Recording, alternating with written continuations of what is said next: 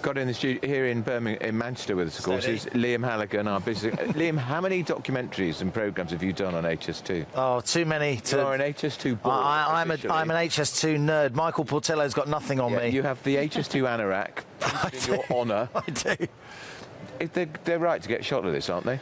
I'm afraid, as an economist, I've been really sceptical of HS2 since the outset, as is indeed the man who brought the HS2 company into law, then Transport Secretary Alistair Darling, who in 2009 created the HS2 company. He said to me last week, yeah, but I didn't think they'd be bleep stupid enough to do it. Amazing, isn't it? Amazing. A little That's getting in my column. Little scoop for you there. Look, amazing. The cost-benefit analysis of high-speed rail in a small country where distances are short in the UK has never stacked up. Yeah. All the international evidence of high-speed rail in Spain and in France shows that what it does, it draws more and more business to the big cities and less to the outlying regional centres. I've always thought it's been a vanity project. It's massively over-engineered. How's it got this far? Because there's a very, very powerful engineering lobby that's been behind it, and there have been very, very powerful landowners who've bought up land along the line by the proposed stations, and they're making massive speculative gains, plus ministerial inertia. I think the Tories have left it far too late, but on balance, given that the cost-benefit analysis never really works, what does that mean? It means we're not getting nearly enough bang for our taxpayer buck in terms of economic benefit. I actually think Rishi Sunak is doing the right thing. And actually, it's not just inertia. They were panicking of some of the Tories about if we cancel it, what will this say about levelling up? What will this say about our commitment to the north of England? But people who really understand levelling up, and even Andy Burnham, who I know well and has appeared in several of my HS2 documentaries. Andy would, I mean, he'll speak for himself. Obviously, he doesn't want HS2 Birmingham to Manchester to be cancelled, but he will tell you that the far better return is by linking up the great northern cities, widening that Trans-Pennine route, Liverpool all the way across to Hull, Manchester, Middlesbrough and Newcastle, and that may be indeed. Certainly when Grant Shapps appeared on the radio this morning, he dropped a very, very strong hint that there will be the prioritisation of HS3. It doesn't need to be high speed. As long, back in the 70s, trains were going at 125 miles an hour. It's fast enough. With the distances are small. If you want high-speed rail, it's got to be. In Russia. You need straight lines, and we're not even in France. You need straight lines. You've got to tunnel through mountains. It's just not worth. It's just vanity. And I think there'll be other smaller projects as well. Other bus and we're going to be talking to Penny Gaines later in the show. She was the head of the HS2 Stop campaign, so I'd be fascinated to hear what she thinks about this. Scarlett Maguire is also with us, the director of JL Partners and political analyst, pollster. Scarlett, what do you think we can draw from this speech today that Rishi Sunak is going to make at midday? What would you expect to see as a pollster after this? What would be a good lead in terms of a bounce? What would be a good result? I think a good result would be, and I think we heard Grant Shapps sort of rolling the pitch for this a bit this morning, but a major announcement of different infrastructure, potentially better infrastructure, or infrastructure that people in these communities that HS2 was meant to benefit would actually like more. I think if he can show that that's what he's going to do, and I feel like that's the hints that that's what's coming, I think actually that has the potential to be a very good moment for Rishi Sunak, and could potentially actually overshadow some of the dithering and some of the other problems this conference has seen. But I think it will require something big like that to cut through and to tell a positive story out of it. We've seen a poll, I think today, the Labour lead back at 19 points. We'd had a poll at the weekend, 10 points, and a poll before, 15 points.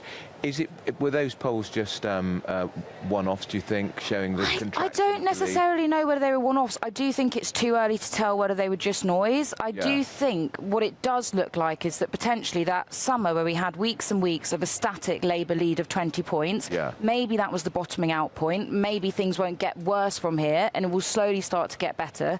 I guess, though, I think it was probably unrealistic to think just off the back of the net zero stuff alone and the motorist announcements that they'd suddenly be 10 points ahead again consistently. Yeah, right.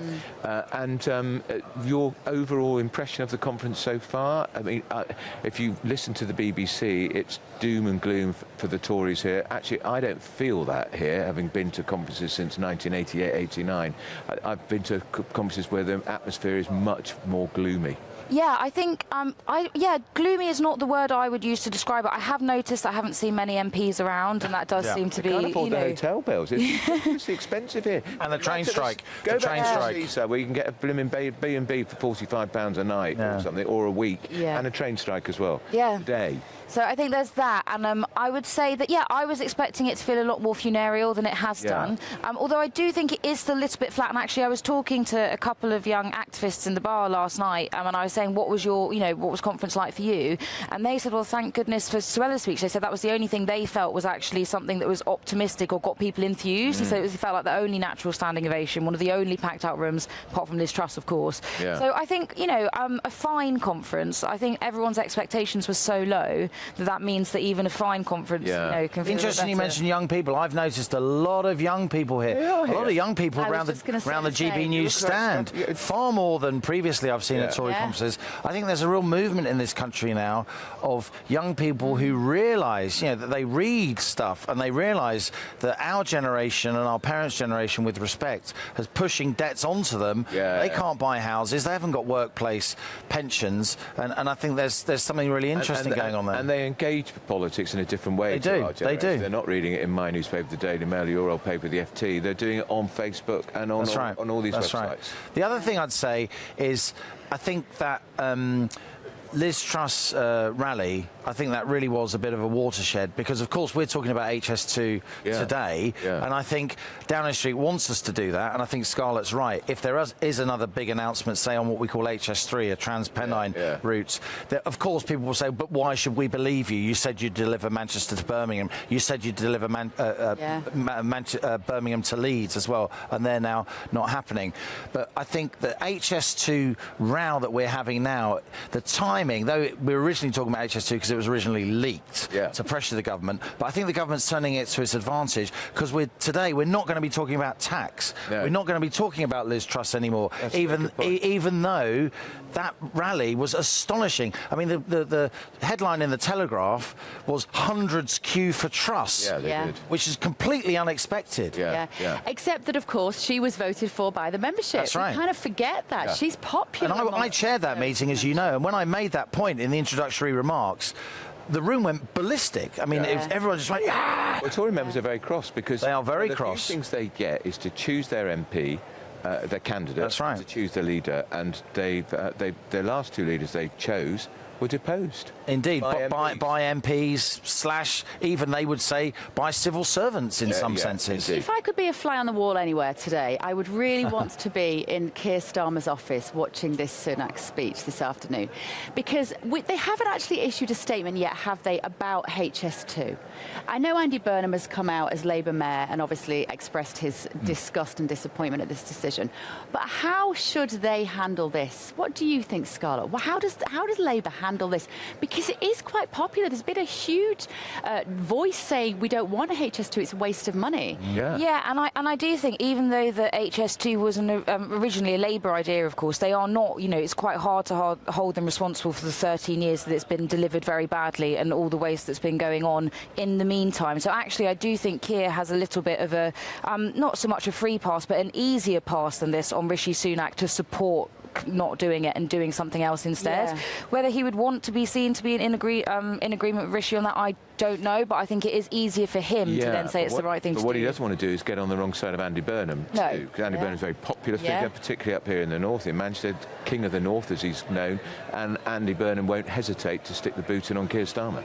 No, absolutely not. And I say that he has an easier pass, but Keir Starmer is a man who often makes easy things look quite difficult. So what a very good way generously put. Andy Burnham is a very strategically acute guy, and that's why he's been laying in the papers the last couple of days this idea that he's trying to broker a deal with the Prime Minister. He'll claim the credit for this. He will claim the credit if they do say we're going to do HS3 across the Pennines while scrapping Birmingham to Manchester. But still, don't worry, Andy saved the day. That might be right. Because these HS2 trains, they're going to carry on the same tracks, obviously on the conventional tracks that are twisted twisty rather than straight, then the trains will have to go at conventional speeds, but you can still sit on the same train. It will still be faster because London to Birmingham will be faster, etc., etc., etc. But I agree with you, and going back to those documentaries in my train spotting days, whenever we did polls on HS2, okay, yes, big business likes it, small business don't.